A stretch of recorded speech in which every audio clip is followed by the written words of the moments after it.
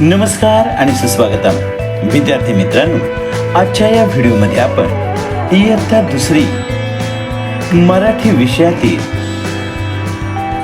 पाठ क्रमांक 2 पाऊस सरिता पदकी यांच्या या कवितेचा अर्थ समजून घेणार आहोत.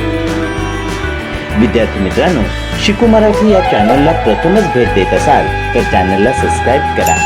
शिकू मराठी चॅनलचे असेच नवनवीन शैक्षणिक व्हिडिओ आपल्यापर्यंत सर्वात आधी पोहोचण्यासाठी नोटिफिकेशन बेल ऑलवर क्लिक करा. व्हिडिओ आवडला तर लाईक शेअर नक्की करा. तर पाहूया इयत्ता दुसरी मराठी पाठ्यपुस्तकातील पाठ क्रमांक 2 पाऊस या कवितेचा अर्थ.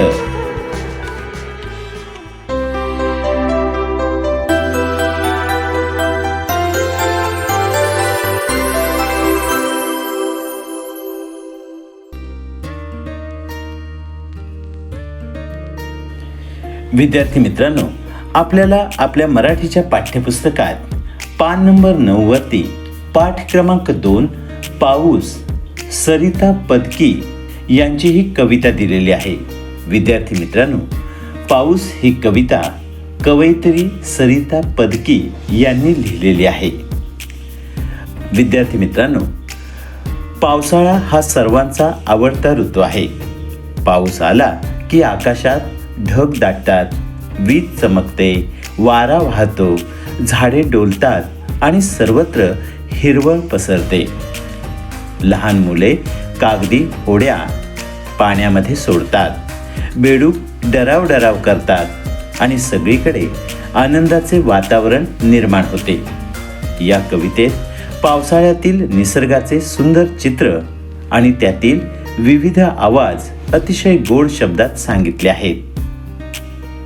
प्रथम आपण या कवितेचे वाचन करूया.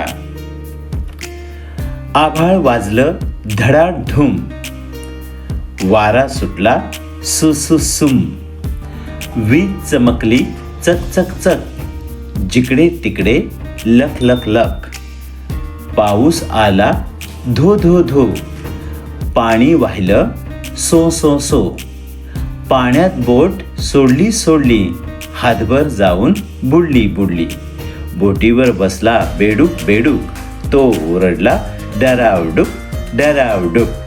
अशा प्रकारे छोटीशी छानशी सोपी अशी कविता कवयित्री सरिता पदकी यांनी पावसाविषयी लिहिली आहे. आता आपण या कवितेचा अर्थ समजून घेऊया.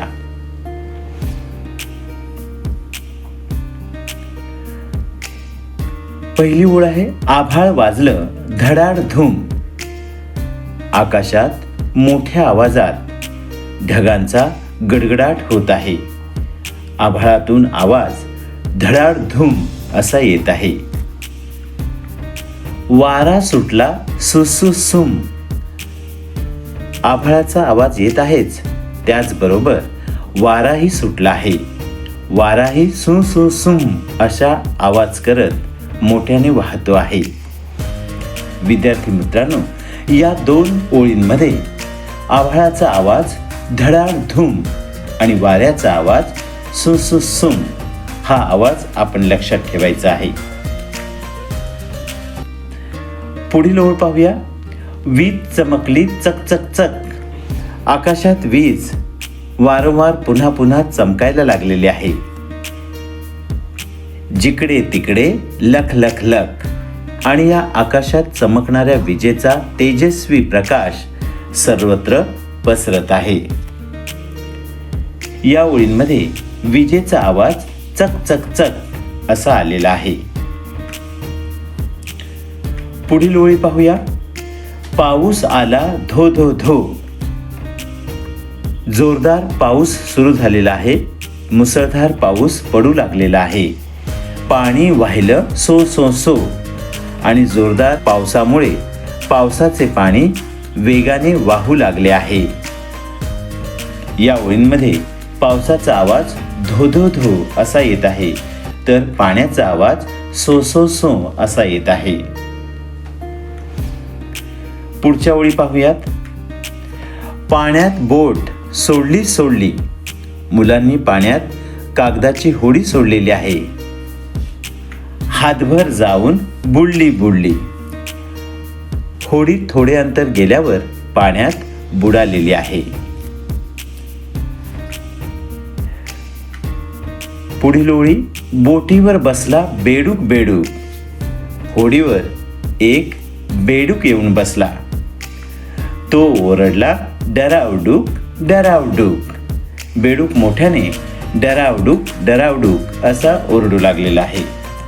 या ओळींमध्ये बेडकाचा आवाज डरावडूक डरावडूक असा दिलेला आहे.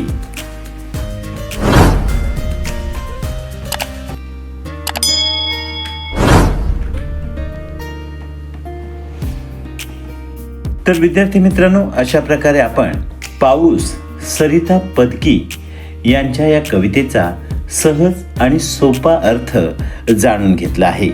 विद्यार्थी मित्रांनो, पाऊस या कवितेमध्ये पावसाळ्यातील निसर्गातील बदल, पावसाचे आवाज, मुलांचा कागदी होडीचा खेळ आणि बेडकाचा आनंदायी आवाज यांचे अतिशय सोप्या शब्दात सुंदर वर्णन सरिता पदकी यांनी केले आहे. तर विद्यार्थी मित्रांनो, अशा प्रकारे आजच्या या व्हिडिओमध्ये आपण इयत्ता दुसरी मराठी विषयातील पाठ क्रमांक 2 पाऊस या कवितेचा अर्थ जाणून घेतला आहे. विद्यार्थी मित्रांनो, पाऊस या कवितेच्या अर्थाचा हा व्हिडिओ जर तुम्हाला आवडला असेल तर या व्हिडिओला लाईक शेअर नक्की करा. विद्यार्थी मित्रांनो, शिकू मराठी चॅनलला प्रथमच भेट देत असाल तर चॅनलला सबस्क्राईब करा. शिकू मराठी चॅनलचे असेच नवनवीन व्हिडिओ तुमच्यापर्यंत सर्वात आधी पोहोचण्यासाठी नोटिफिकेशन बेल ऑलवर क्लिक करा. विद्यार्थी मित्रांनो, हा व्हिडिओ पूर्ण पाहिला त्याबद्दल धन्यवाद.